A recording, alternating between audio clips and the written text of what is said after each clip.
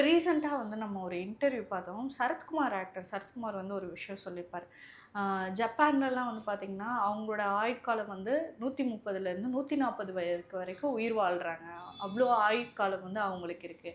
நம்ம தமிழ்நாட்டில் வந்து பார்த்திங்கன்னா 70 to 80 இந்த ஆயுட்காலம் தான் இருக்குது. ஏன் நம்மளால் வந்து அந்த 150 வயதை வந்து சா கொண்டு வரக்கூடாது அப்படின்ற ஒரு விஷயம். ஹெல்தியான லைஃப் ஸ்டைல், ஹெல்தியான ஃபுட்டு வந்து இருந்துச்சுன்னா 150 வயது வரைக்கும் வாழ்றது வந்து சாத்தியமே அப்படின்னு சொல்லியிருக்கிறாரு. இது உண்மையாகவே நம்ம கலாச்சாரத்துக்கும், இங்கே நம்மளுடைய ஃபுட் ஹேபிட்ஸ்க்கும், சொசைட்டிக்கும் இது சாத்தியமா? கண்டிப்பா சாத்தியம். அவங்கள வந்து நம்ம ஜப்பான்ல இருக்கிற அந்த 100 வயசு தாண்டினவங்கள வந்து நம்ம சென்டினேரியன்ஸ் அப்படின்னு சொல்லுவோம்.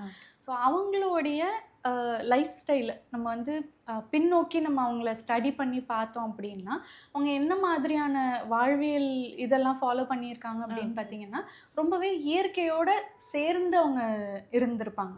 அவங்களுடைய ஃபுட் அப்படின்னு பார்த்தீங்கன்னா, மோஸ்ட்லி வந்து இயற்கையோட சேர்ந்து இருக்கும். லைக் ஃப்ரூட்ஸ் நிறையா சாப்பிட்றது, வெஜிடபிள்ஸ் நிறையா சாப்பிட்றது, சன்ரைஸ் ஆனதுக்கப்புறம் சாப்பிடுவாங்க, சன் செட் ஆகிறதுக்கு முன்னாடி சாப்பிடுவாங்க. 2 மீல்ஸ் a day ஃபாலோ பண்ணியிருப்பாங்க. ஃபிசிக்கல் ஆக்டிவிட்டி இருந்துகிட்டே